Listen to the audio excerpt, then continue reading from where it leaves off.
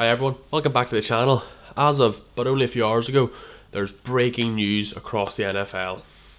Doug Pederson, the Philadelphia Eagles Super Bowl winning coach, has been relieved of his duties and fired. When we look at Doug Pederson, he took an Eagles team to the Super Bowl only a few years ago, but on national television in the final game of the regular season against the Washington Washington football team, they seemed to just lay an egg. Pulling Jalen Hurts in a game that he easily could have won and seemingly tanking, giving Washington the win. That game has caused repercussions around the league ever since it happened, and you've heard about fractures between himself, ownership, Howie Roseman, the GM. But as of today, eventually something had to break, and it was Doug Pederson. A 42-37-1 record as the Philadelphia Eagles head coach is nothing to be laughed at. 4-2 in the playoffs, and obviously being a Super Bowl champion. This is 5 seasons of his career over with. He now leaves the longest tenured head coach in the NFC East as Ron Rivera, hired in December 2019. Sacking Doug Pederson asks questions now, who will be the new head coach, but leaves many unanswered questions in the franchise. Howie Roseman has made mistakes over the last few years. Will he stay his job? Carson Wentz and Jalen Hurts, what happens there? We're also going to look at 3 possible head coaches for the Philadelphia Eagles, 2 of which I've actually got off of a Philadelphia Eagle fan's recommendations. So you can thank Tony Rogers for that one. We've also got one that I've looked into and I think would be a great shout. But we'll get all of that and much more in the video right away. Let's keep the first name short and sweet, because he's caused enough controversy in the NFL in the last few days, and that's Eric Bieniemy. You may think to yourself, what controversy has he caused? Well, he's apparently the name behind the Watson rumours. Deshaun Watson apparently wants out of Houston because Eric Bieniemy wasn't even interviewed for the job. Now we look at Eric Bieniemy as a possible Philadelphia Eagles head coach, and it's clear to see why he's a wanted man. A Super Bowl champ, the offensive coordinator of the Kansas Chiefs, has ran the best offense in the NFL for the last few seasons. A 38-10 record as an OC is an incredible record and would hopefully push forward an Eagles offense. A small tidbit to do with Bieniemy that people might not know, he specialises in the running back room, and it's not actually in the quarterback room where he was made famous as a running back in his own time in the NFL. As you'll see later on, I have someone else lined up for the job that I think could do more for the quarterbacks than Eric Bieniemy. But as an offensive mind and as a leader, he has proven to be elite at both tasks. This is one of the recommendations from an Eagles fan, and I don't think it's a surprise. I think until he gets a head coach job, he will be one of the favourites for every job going. Personally, I would have had him in Jacksonville the day after Doug Marrone got sacked, but they seem set on Urban Meyer. So Eric Bieniemy is our first prediction as a possible head coach for the Philadelphia Eagles.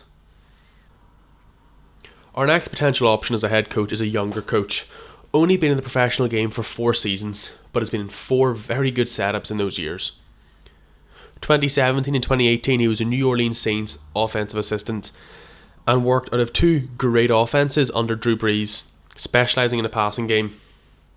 He took a risk in 2019 and decided to stay in Louisiana and go to LSU. You may or may not have heard of him, but he took a quarterback called Joe Burrow, Justin Jefferson, and a very talented offense to the statistical best offense ever in college football history, winning the national championship en route to Joe Burrow being the number 1 overall pick. And players out of that offense are coming into the league and dominating. Burrow looked great until the injury. Justin Jefferson was, and still could be, the Rookie of the Year. Joe Brady then, after his great season in LSU, became the Carolina Panthers offensive coordinator. The Carolina Panthers offense this year was average. So you may wonder, why is that an impressive feat? Christian McCaffrey was out for most of the year. Teddy Bridgewater was banged up and is truly only a bridge quarterback. The offensive line has proven to be a turnstile at best, and yet this offense was reputable for most of the season. The Carolina Panthers were let down by an incredibly young defense that is going to grow. But in a season of rebuilding, the Panthers were in no rush to win games, but his offense looked clean and it looked professional. Joe Brady has only been in the league a short time, but has proven to understand the ebbs and flows of the game. Specialising in the passing game, the hopes would be that he would be able to correct Carson Wentz. A lot of Eagles fans, a lot of NFL fans talk about Jalen Hurts as the next superstar, and it's just not true. Rookie quarterbacks get a few game bye period when people don't have videos on them, they don't have tape. Carson Wentz was an MVP before the injury, and that talent doesn't just vanish, but it can get hidden away behind confidence issues, behind fear of getting hurt. Ever since the Jadeveon Clowney hit in the playoffs, he hasn't seemed the same. The Eagles fans would hope that someone like Joe Brady, a passing-minded coach, would bring him back to his normal self.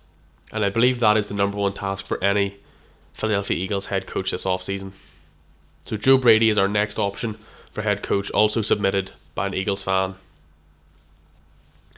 Finally, we're going to go to my choice for head coach of the Philadelphia Eagles. A bit out of left field, but I feel like this is a choice that makes complete sense. He's 48-16 as a coach in the NFL. He is the quarterback coach of the best quarterback in the NFL. He's won a ring. And he played for the Eagles. My choice is Mike Kafka. An underwhelming playing career.